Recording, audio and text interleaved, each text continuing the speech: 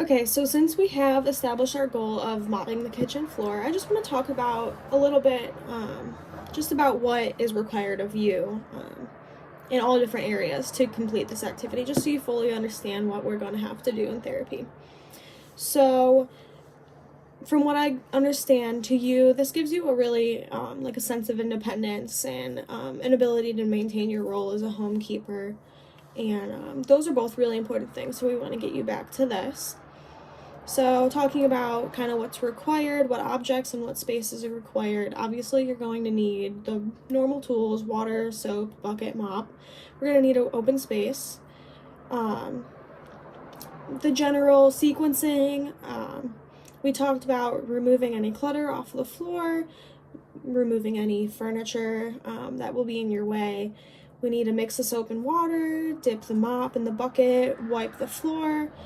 And then those last two steps will need to be repeated until the floor is clean. Required skills, required actions. You're going to need to be able to have that coordination, the motor coordination, the visual skills to be able to dip the mop into the bucket and then remove it and not knock the bucket over and do that all smoothly.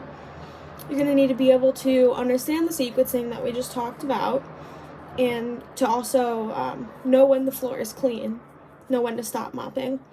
And then socially, not much is going on here, but it would be important to alert someone if they're going to walk in and the floor is wet so that they don't slip. And then lastly, you have some body structures and functions that are also needed. You'll need that endurance, the cardiovascular ability to mop the entire floor. A wet mop can get heavy, and the bucket of water would be heavy, so just that muscular ability, that cardiovascular ability to have that endurance. You'll need the musculoskeletal skills to be able to walk, hold the mop, move the furniture out of the way, all of those kind of things.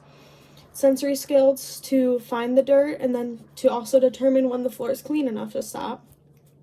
And then you need that mental function to execute the steps correctly.